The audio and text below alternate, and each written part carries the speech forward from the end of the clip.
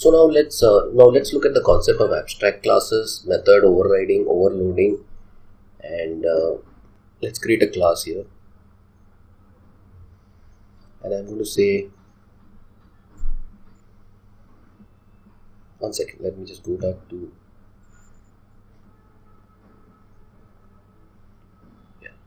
so I have this package here. So I'm going to create a class, abstract class, okay. And it's going to ask me whether it is an abstract class. I'll say, we'll see what is an abstract class now. And let's create it, okay. So it says public abstract class abstract1, okay. So public, let me do one thing. You cannot have a public static void main method here, okay. And you can have something like this. You can only have method signature. Int A, int B, okay. What I've said here is,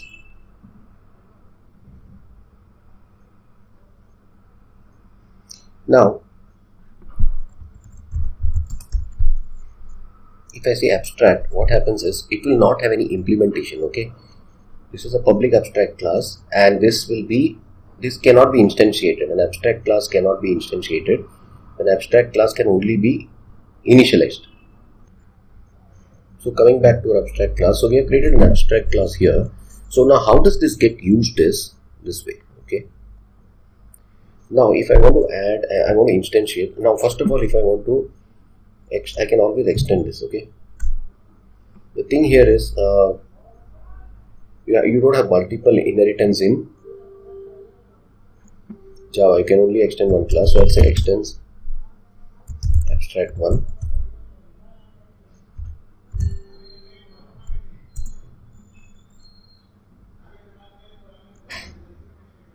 So it is going to say, when you extend an abstract class, see what happens is, an abstract class will have methods without its implementation. It will only give it signature as what is the method name, what it returns.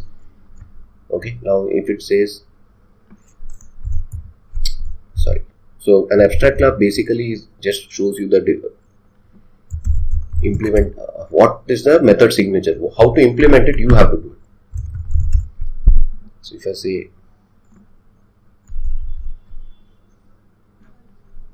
okay, so this basically says this method will add and return an int, okay. Now how to implement it is on me, okay. So first I extend abstract class. Now it immediately the Java IDE finds out that it is a abstract class, and it says add unimplemented method. So now I have to add the unimplemented method, which is though I have to implement all the methods and give the word override, okay.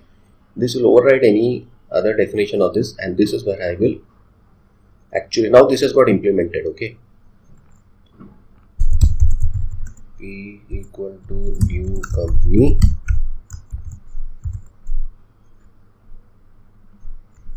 So I'll instantiate an object of this class, and now I will try to call this add and pass the values. Yeah. So now the abstract class method has been implemented, and now if you see, we are going to get the value here as 29. Right?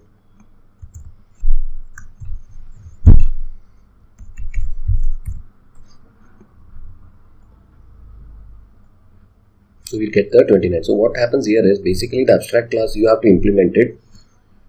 Now why do you want to do this? This is like a template, okay. This is like a design template. Now if you create an application that you want these particular methods to run in these particular way, then you'll have to use this one. Alright, so this is one way the abstract class is used. There are a couple of rules in an abstract class. Let's take a look. It should not be declared as a static or a final. Should not be declared as final class. It cannot be instantiated, but it can be subclassed, as we have seen.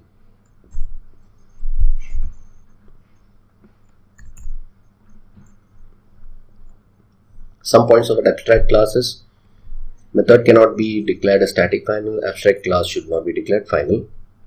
You cannot instantiate an abstract class. If you try to say abstract1 equal new equal to, you'll get an error. You can only subclass it. So like say for example,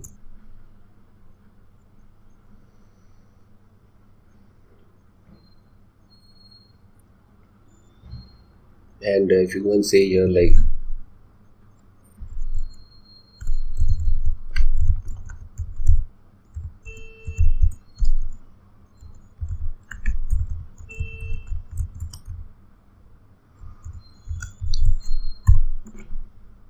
it's going to give you a lot of errors, and you will not basically be able to create it. Okay,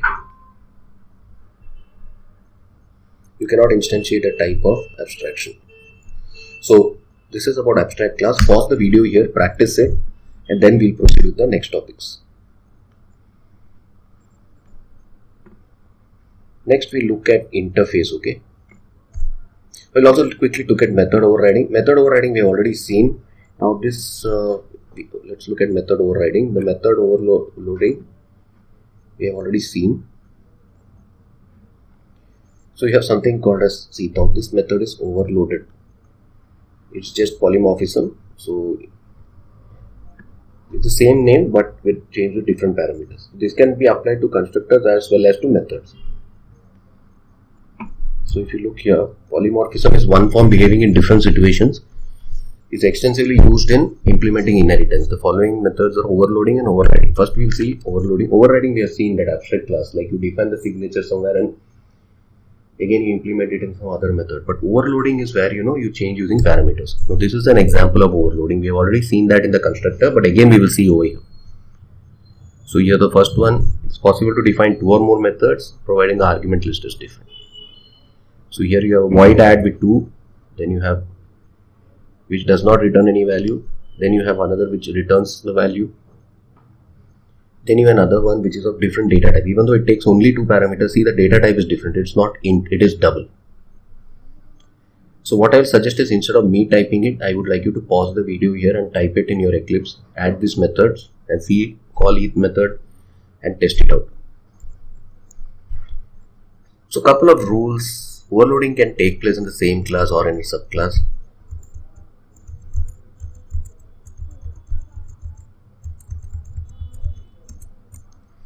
Constructors can be overloaded, so argument list should be different. Parameters may differ in type, number, or in both. Number of parameters or a data type, they must have the same or different return types. This is also known as compile time polymorphism. Now what is method overriding? Now for example, we have a method in a superclass method in the subclass with same name, same signature and the same return type is called as method overriding.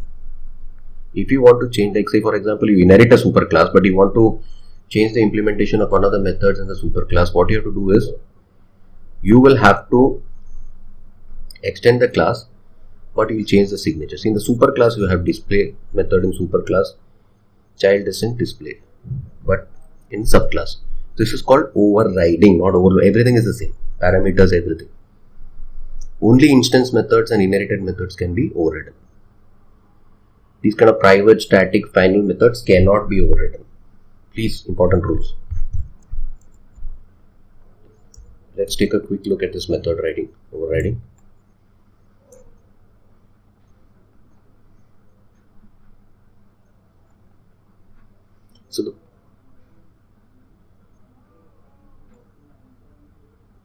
So the branch is extending. The branch is extending employees, right? So in this employees we have a couple of methods here. It says the employee we have a couple of methods which says, let's say public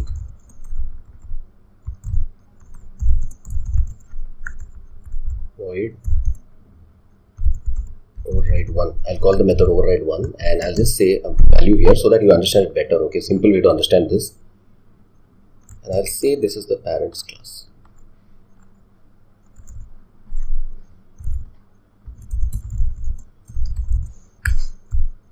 Override 1. Alright, so now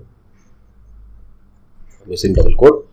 So now this should be good enough. Now when I go here and so when I subclass this in my branch, let me copy the signature there. I want the same thing to be used here, but I don't want to use this signature. What I want to do is I want to change this a bit. I'll say @override. Okay. Once I do this, now the same method I can write. Okay, save it. If I don't give this override, run this, employee overloaded constructor. Okay, that one ran. Let's see if I want to call it the overridden method.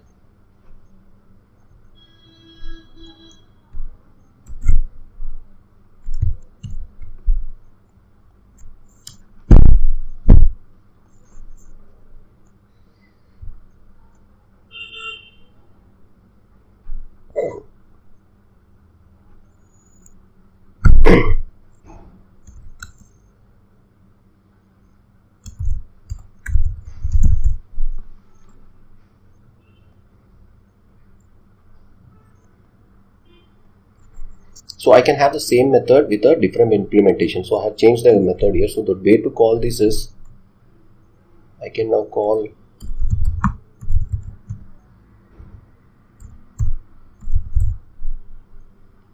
now when I call this, it will not call the parent method, it will call the child method.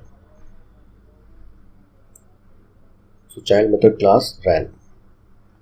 Now if I don't do this, if I do a multi-line comment of this, see what happens.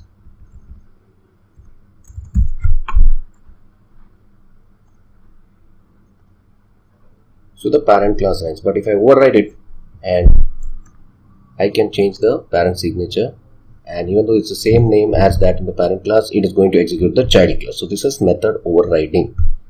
Okay, pause the video here, see that your method overloading, all these things are working. Then we will proceed. Then you can proceed with the next videos. Next we'll be taking a look at interfaces.